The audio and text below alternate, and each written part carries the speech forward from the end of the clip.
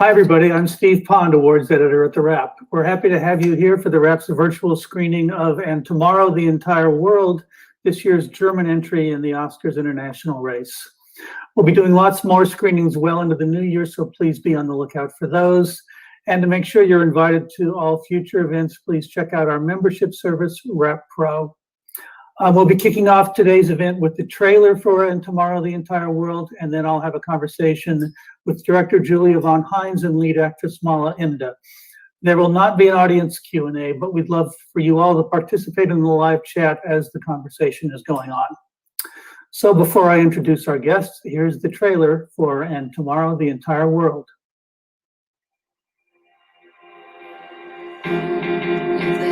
Die Bundesrepublik Deutschland ist ein demokratischer und sozialer Bundesstaat. Gegen jeden, der es unternimmt, diese Ordnung zu beseitigen, haben alle Deutschen das Recht zum Widerstand. Hallo, also ich bin Isa. Ich finde das Projekt hier wirklich toll und ich würde gerne Teil davon sein. Wir wollen da wirklich nur ein bisschen Lärm, ein paar Störaktionen und friedlich gegen diese Arschlöcher protestieren. Hey, Zukunft ist nicht. Gewaltfreier Widerstand gegen Nazis? Das ist absoluter Schwachsinn. Ich habe kein Problem damit, irgend so einen Arschloch mal für 3 Tage ins Krankenhaus zu schicken. Rettet vielleicht irgendwem das Leben. Hemsdorf. Da protestieren jedes Wochenende besorgte Bürger, seit eine Frau niedergestochen wurde. Was macht ihr denn hier? Omelette.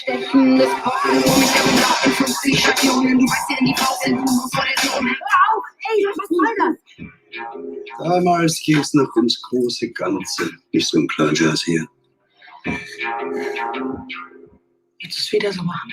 Kann man sich denn aussuchen? Was bringen diese ganzen Gesetze, wenn da sowieso niemand dran glaubt? Hä? Bist du irgendwie paranoid? Wo fahren wir? Camping. Das ist Sprengstoff. Das ist doch kein Spiel mehr! Das willst du doch gar nicht, was hier passiert! Du sitzt da immer nur rum und guckst zu, aber dann hindern nicht andere Leute daran, wirklich etwas zu machen. Seid ihr eigentlich bescheuert? Bis gestern war das P81 ein gemeinnütziger Verein. Jetzt sind wir eine kriminelle Vereinigung. Wir wollen Tote sehen.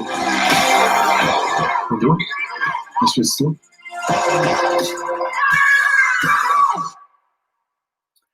Welcome back. It's my pleasure to introduce director Julia von Heinz and lead actress Mala Imde.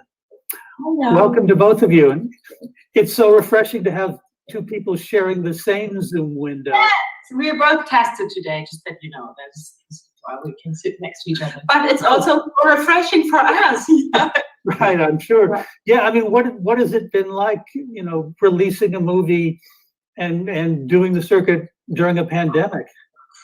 That was tough because we started on 29th October. We had our release, and then we had 4 days in the cinema, and people loved the film. They really wanted to see it. We had screenings at 10 o'clock in the morning until midnight, sold out screenings.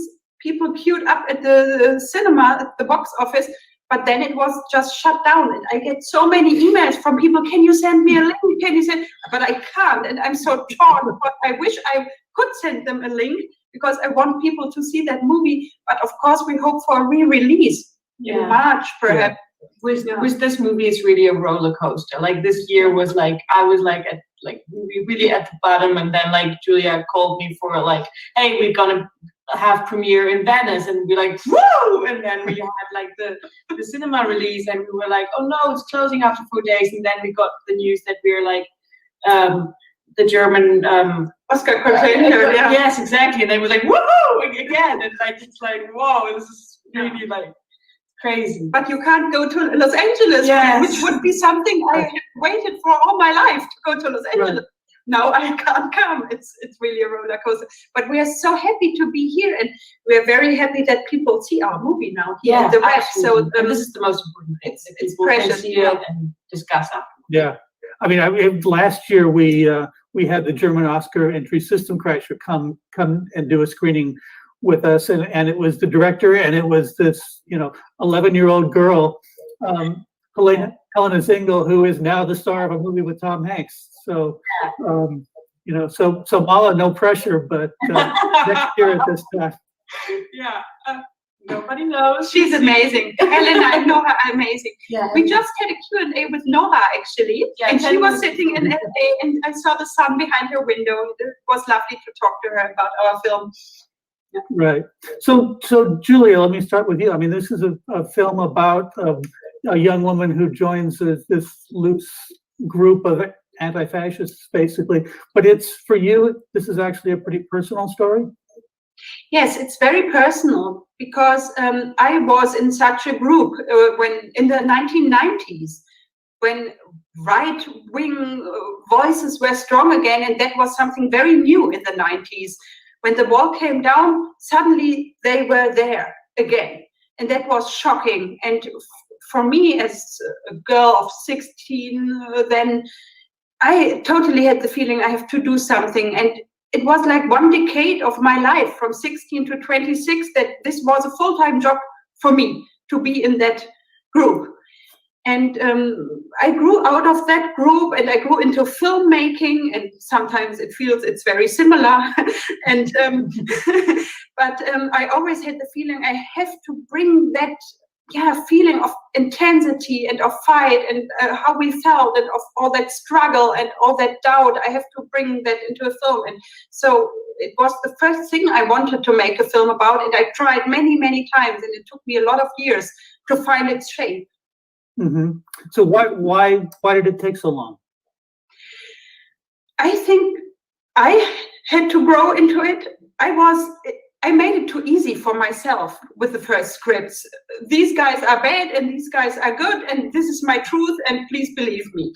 So this was the script. It would have been so bad and so boring, and it took me some time to learn that I can't educate my audience, or I don't know, I'm not a teacher and you will sit down and watch and learn what my truth is.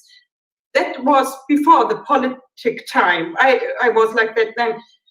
I really had to learn that film is art, and that film has to raise questions, and it's a dialogue, and that film is interesting when it's not black and white, but 50 Shades of Grey. No, no, I really wanted to show that, Louisa is, she's looking for she has doubts, she's struggling, and this is how I feel now. And how I wanted to make the audience feel, and also the political climate it changed again. In 2015, it totally changed in Germany. Right-wing voices became very strong again. We have a very strong party now, and so it was the right time to come back with that film script. Yeah. So, I mean, Mala, for you, I mean, when your character is in a way kind of a stand-in for your director, does that make things easier or trickier? Well, I wouldn't like easier or trickier. That is not the kind. But like, I know that Julia gave me so much freedom as an artist to develop this character for myself. Like, I knew that, yes, there are parts from your story inside that, but mostly you gave your soul into the character. And that was so beautiful, because you gave your experience and your soul, and you were like handing it over to me like a little baby bird, and I could grow, like let it grow and then let it fly when we were shooting. And that was so beautiful how you created this space for me where I could just let go of the character and trusted me so much. Wow, I never had that a director trusted me so much. But Mala knew more about the character than I did, of course. After some days of shooting, she had it in her body. And also, Mala represents the younger generation. I'm 44 now. Mala, she's so much closer to, I could learn from her. And also in the script, all you young actors, sometimes you told me, we wouldn't say it like that. You sound like my mother. So she totally didn't have to play young Julia or anything, not at all. Right. That would not have been interesting at all, by the way. Yeah. So Mala, what made you want to be a part of this film? So many reasons. Like, I worked with Julia before, and I must say, I mean, she is such a talent, and I'm so blessed that I could work with her twice now. And like, she knows her craft, and at the same time, she she's so open, and yeah, I'm super happy working with her. So that was the first reason. And then I read the script, and the female, like I never read a female part that interested me so much. Like, she's struggling so much. She's vulnerable. She's not like a person who talks a lot or is like super expressive, but she has an inner strength. And of course, there's the zeitgeist. Like, I look at this world and I have the impression there's so many young people who are like searching for something, who wants to be seen, like who wants to change something. And like, look at this year, what happened, you know? And like, everyone is moving, and I can find young people all over the world who wants to change something. And this is our story. And like, this story shows us different ways of how we can do it, actually. And it just felt right. Yeah, I mean, I feel like, especially for the first part of the movie, she's very much an outsider in this group and is very tentative, and she comes to, you know, to really feel strongly. But at the first stretch of the movie, you've got to convey a lot just with her watching. I mean, without saying too much. Yeah, that's of course also because of her background. She comes from a noble family, and everybody knows it's not her fight. When she fights against Nazis, it's not her own fight. It's for other people. So is it true? Is she honest? She knows that doubt from herself. That makes her an outsider. And it also makes that she thinks she has to prove it even more, that she is true about it, and that she's honest, and that she will pay the price for it, not like the others.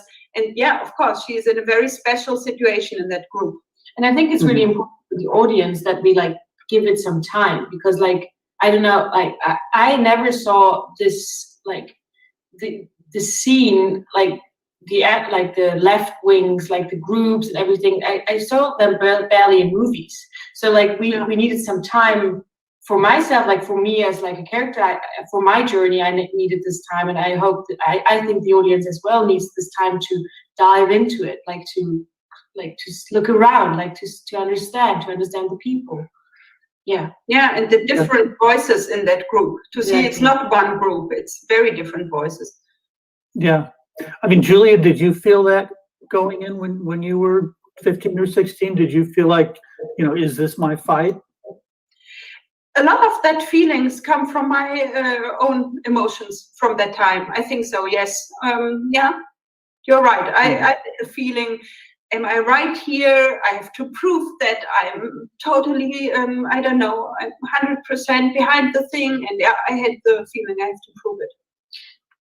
Yeah. And, like, can I add something to that? Sure. Like, is that our fight? Like, for me, like, this is something so much, like, coming from deep inside me, like, this layer anti-fascist. Like, yes, this is like not a, like, you don't have to be part of a group, but we all, like, I think you would agree, but if I ask you, like, are you like anti-fascism? Right. You know, not call it like in this like judgmental way, but like, just like, are we all against fascism? And I hope we can all say yes, and then we all want to act and fight for that. Yeah. I mean, we've been through 4 years in the United States where the presidential administration, I mean, they're trying to define Antifa as a terrorist organization. Yes, you named it. Yes, but it was so much the wrong time to do that. I know when I read that tweet, I made a screenshot. I sent it to my producer. I said, "Can you believe this? In this time, and he's trying to criminalize those people who fight against fascism." Would he say that about the soldiers who went to the Normandy in 1945, that they were criminal or the terrorists? They fought against fascism. That's a tradition in the USA that we admire from Germany, because the fascists were here, you know, and now read that from Trump. It was, I don't know. Journalists from the US told me about it also. Many of them asked that question and told me about that tweet. But of course, I had read it, and now gone. Almost gone. Yes, he can still cause a little mischief on his way out, but yes, but almost gone. So this started as a period piece initially. why did it feel like it had to be brought into the present? It was both that. No, it didn't make sense to have it as a period piece. It was a period piece because I knew the 90s and I knew how that groups were in the 90s, so I could write that with John Questa, my co-writer. We were both together in that group. He's my husband. Mm-hmm. I got to know him there. So it was very much like the 90s. That is what you noticed when you read the script also, that it felt a little bit like the 90s. But on the first hand, we didn't get that financed. No one was interested in it, and that's right. In the end, I think I am very happy that no one financed that, because why would I make a film about the 90s and the anti-fascist group in the 90s? And the current situation forced us to bring it into present. The AfD is as strong, this right-wing party in Germany, is as strong as it never was before, and they have 14%, and it came to the middle of, suddenly I have neighbors who vote for them. Suddenly they are all everywhere. Their posters, they hang in the streets. That was not possible in the 90s. People would rip it down. It changed. Now they hang everywhere. People accept it. That's very new. I really had the feeling, I was in that group when I was young. Then I had family, I had my profession. I was not an activist. I had the feeling now it's the time where I can't do only entertaining films and do, I don't know, films to escape from the world. I have to react on what is happening in Germany. And I have to be also an activist again with my skills now. I totally felt I have to do something. Mm-hmm. Right. I mean, Mala, do you feel that about your work, that beyond, entertaining, that you need to be an activist of sorts yourself? I think it's really beautiful if we can use our art and as our expression of what we want to tell. It begins when I'm getting a script and I see okay, the female part is just reproducing pictures in our heads that we already know and that we don't want to have in our society anymore. I am as privileged that I can sometimes choose, and then I talk to the directors or the writers about it, and that I want to change things.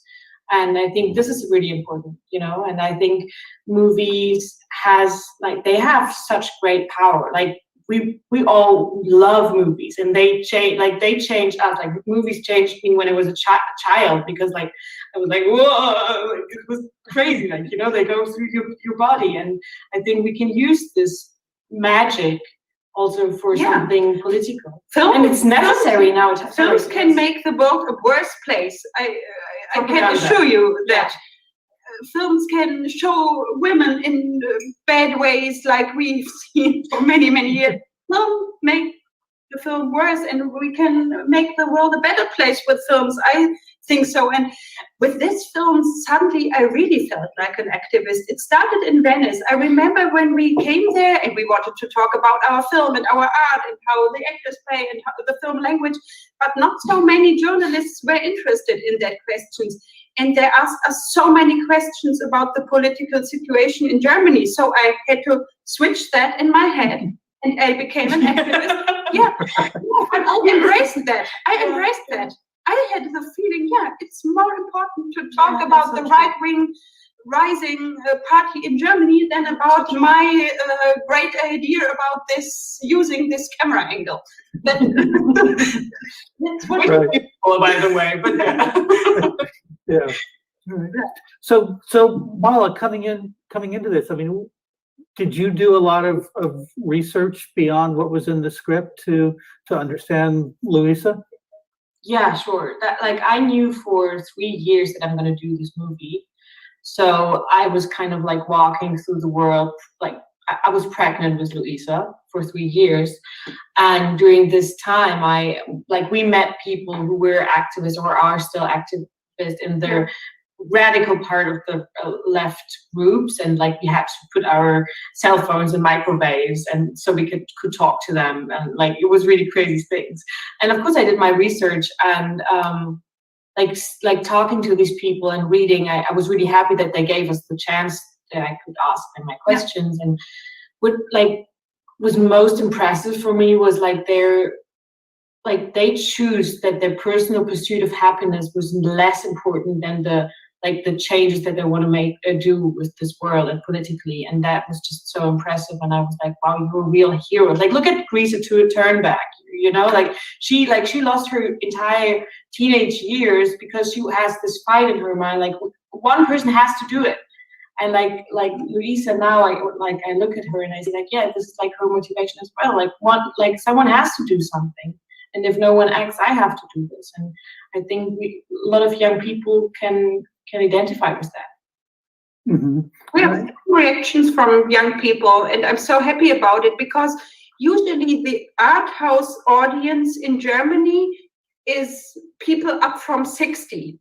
So this is who we have to have in our mind if we do an art house movie. But I always had the feeling it can't be. We have to find a way to reach that young audience. And we did. We only could prove it for 4 days, but there were so many young people coming, and they feel it's their film. And that makes me so happy. I have my 2 older children are 17 and 18 now, and they have the feeling it's a film about their generation, and that makes me very happy and proud. Yes. Right. So how much did the actors have to do with the fact that it feels like a movie for that generation? I mean, you are also, I mean, of course, they all look very beautiful, so we have to watch them. And they look powerful, and they bring all that lifestyle that it needs. And it's of course they see each other in their faces, in your faces. They identify with those actors, and you make it very easy to identify with Louisa. This is what I learned from my audience. They feel with her. They have the feeling they have to do the same decisions like that she has to make in the film. Mm-hmm. Right. So, Mala, did you work together with the other actors a lot before you started shooting, or was there rehearsal time? Or we had rehearsal time. Yes, we had that, but like it's crazy. Like I know everyone probably in every interview you hear that. I'm so sorry for repeating it, but with me, I really mean it. Okay, like everyone else is fine, but me, I really mean it. It's the most beautiful work I've ever done, because I love these people. These are so amazing talents, and like they're so beautiful human beings, and they're also caring about the world, about like word, no ego. You know, like.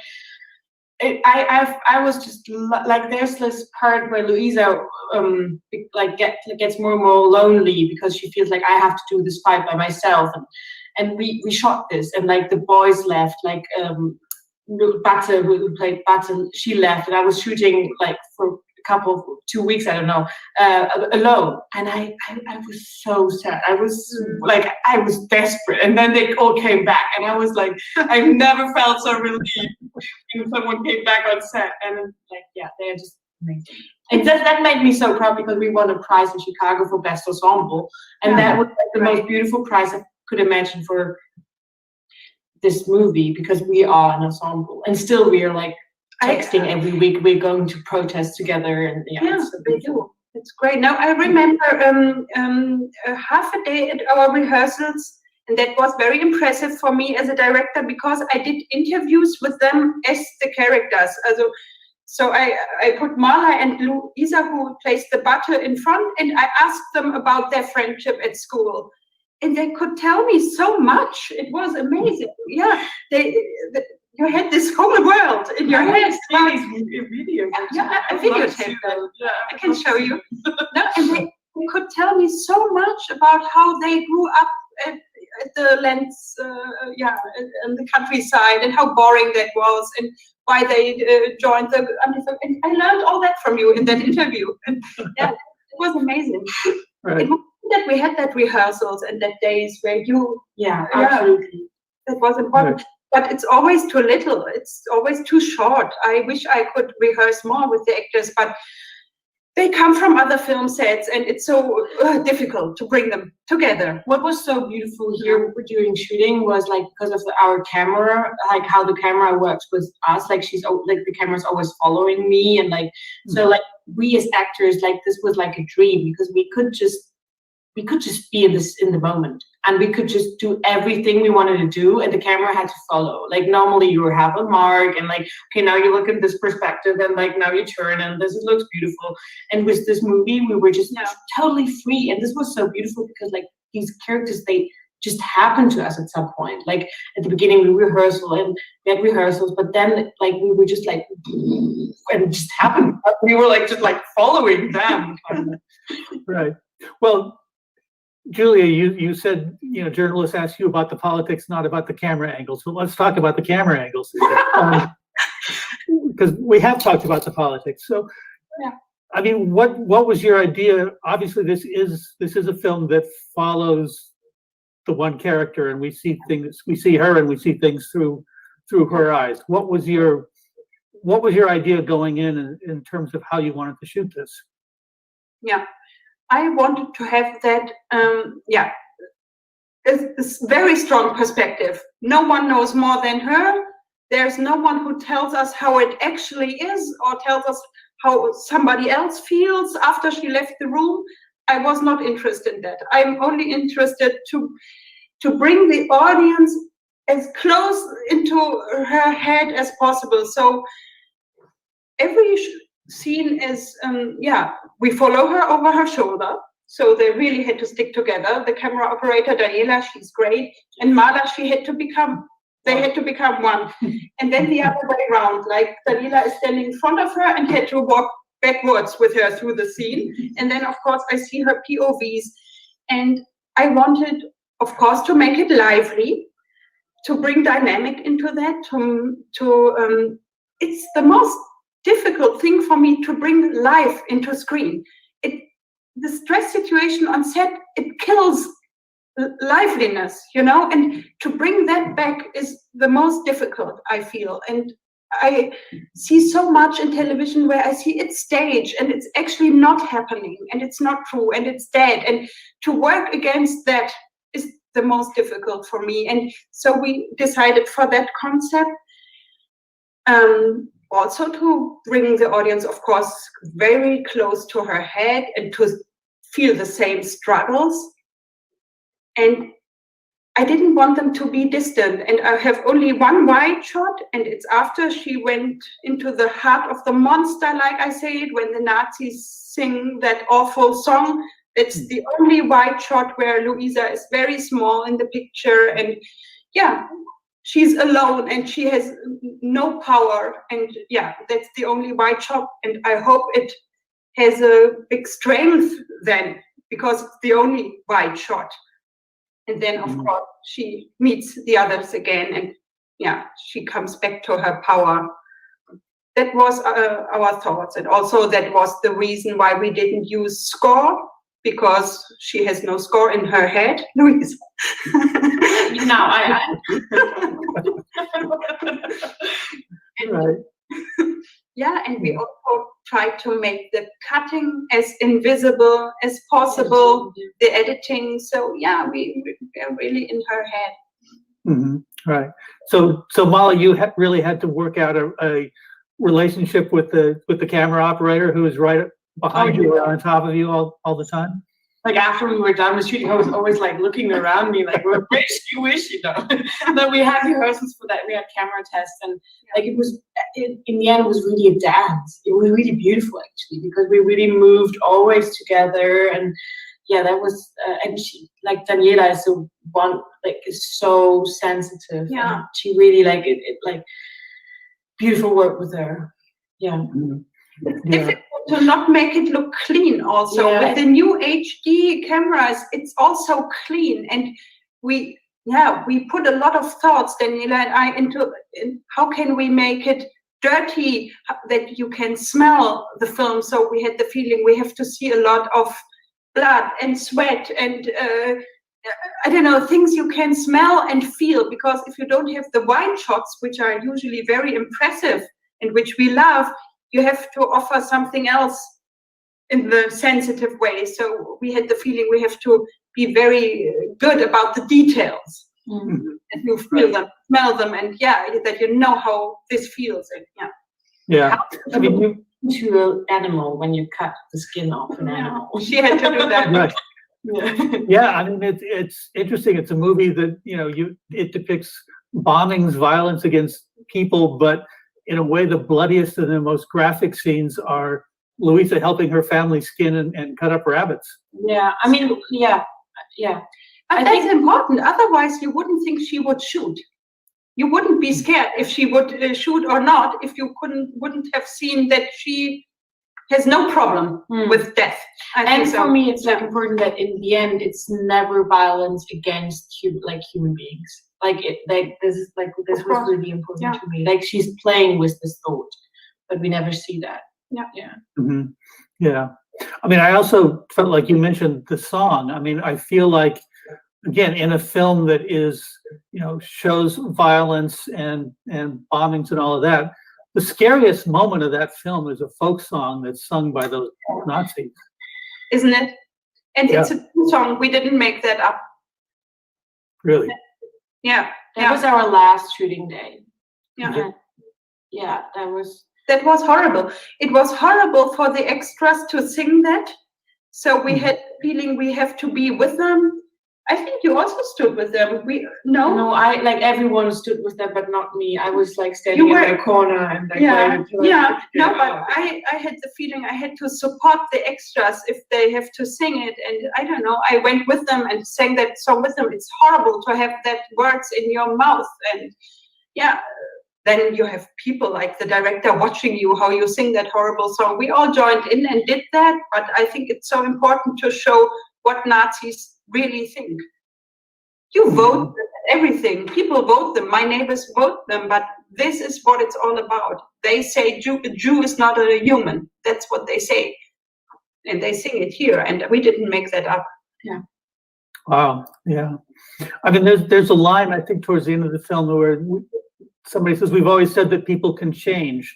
But I wonder, I mean, the people who write songs like that, and I mean, it feels like that's one of the questions that the characters are trying to figure out is, is it worth trying to be peaceful and change things, or should we just try to hurt them and scare off new recruits? I mean, when it comes to, neo-Nazis, do you think people can change?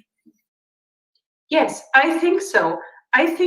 But, and like Lenore in the film says, we never kill Nazis like they kill people, and we never hurt them so something will stay forever, any injury, because we think they can change. This makes us different than them, and I think he's totally right.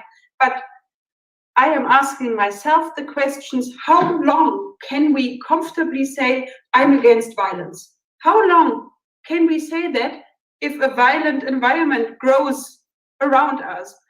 And we talked about 1945 before. There was no dialogue possible in Germany. You had to come with bombs.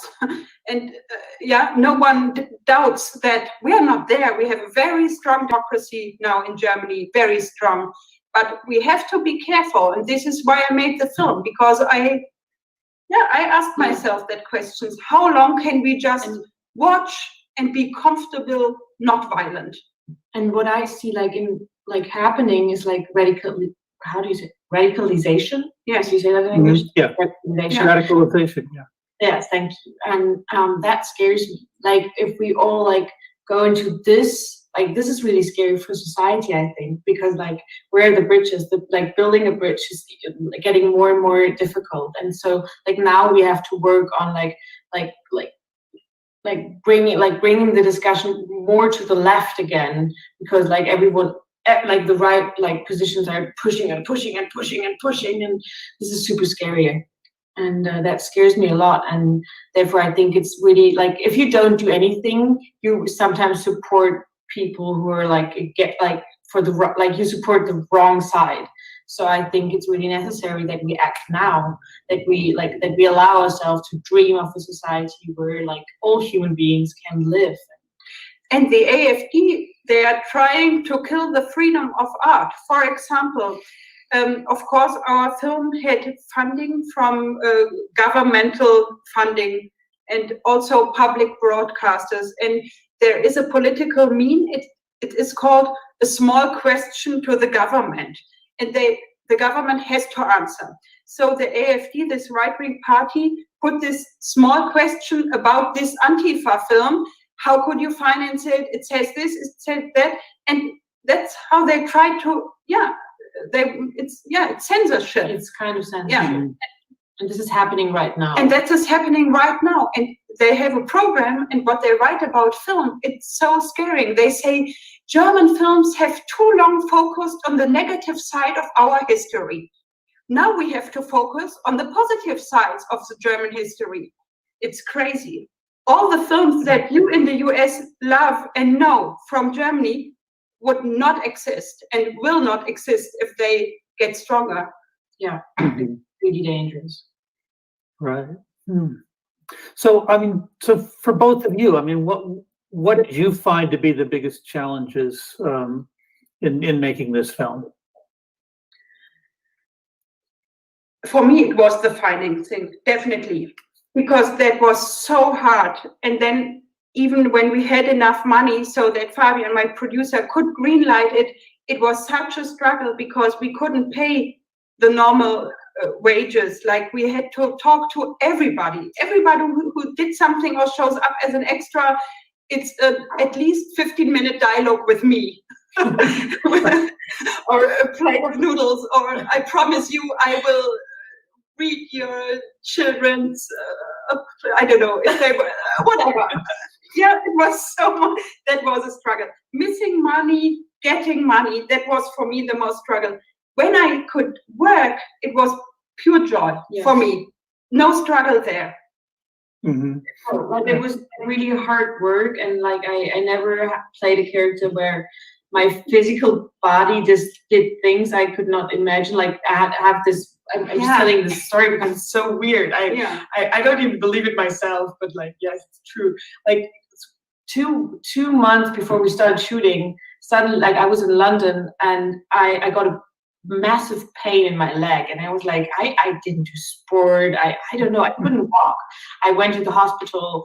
As soon as I entered the doctor's room, the pain was gone, and I was like, I'm sorry, like, no, the pain is gone. I exited, and the pain came back. So I was like, fuck, I'm shooting this movie. I need to work hard with, like, physically and everything.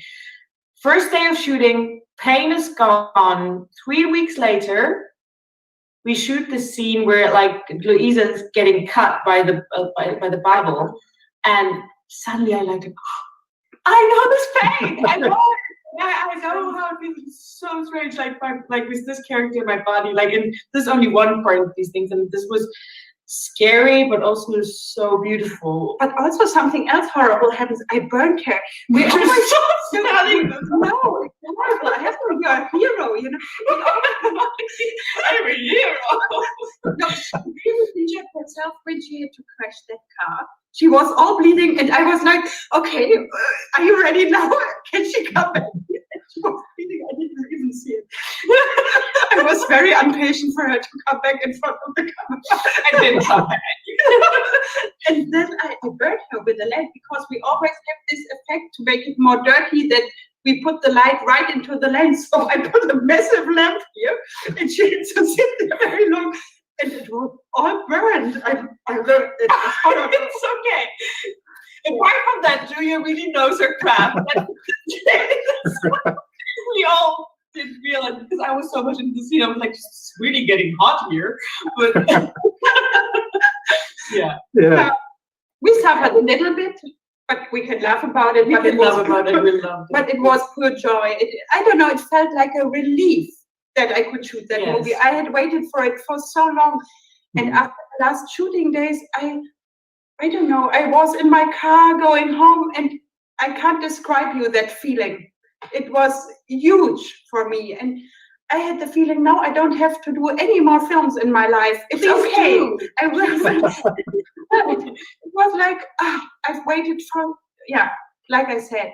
that was huge. But now it's still a roller coaster, you know. It was pure joy, and like talking to you is joy, and being the Oscar contender is joy, but that no one can see the film, it's still sometimes very tough. And sometimes I wake up in the night and I am so sad about it, because we don't know if the release will be there, or many other different and more other interesting films will all be there in March. They are all waiting now, of course. Yeah. It's a difficult situation. Yeah. So, Mala, have you ever had a physical reaction to a role that you've played before, like your leg hurting before this one? It was happening to us, but like in every scene, like something is happening with you. In the best case, like you prepare your character, and then you play, and then something's happening which you can't control. Yeah, that was something I didn't decide to do. I didn't plan. You know, like normally you do like, oh, I'm gonna do this and this, and then this is gonna happen at the shooting day. But I wasn't planning this. Like my inner body was smarter than I am, I guess. But she was very much identified. I felt such a loyalty from her. She was in every shot. It was like, okay, now you're free. It's one shot without you. You can say, oh no, please come back. We need you. She had really not 1 minute of relaxing during the shooting. And you never complained, Mala. You never complained. That's very, you're thankful as a director for that. She just actually followed me. Yes, I followed. But I must also say, like, I think this is sometimes maybe even easier. I think like I think like jumping into a set, being a supporting character is sometimes harder than being every day there, because you're just in your run. You're in this like dream, and you can't quit. And like sometimes I think it's more difficult being a supporting character, because you have to, like understand the atmospheres and everything. And all the waiting is anyway horrible at a film set, so we didn't do that. No, we didn't do that. Well, I was just lucky one. I was just a lucky one. Yeah. Right. Well, I think on that note, we should probably wrap up. But thank you so much for a really powerful film, and for joining us here. Thank you, Steve. And everybody who's watching, thank you for joining us. It was great to have everybody here, and take advantage of our free trial to TheWrap Pro, and check back on our screenings page, which is screenings.thewrap.com.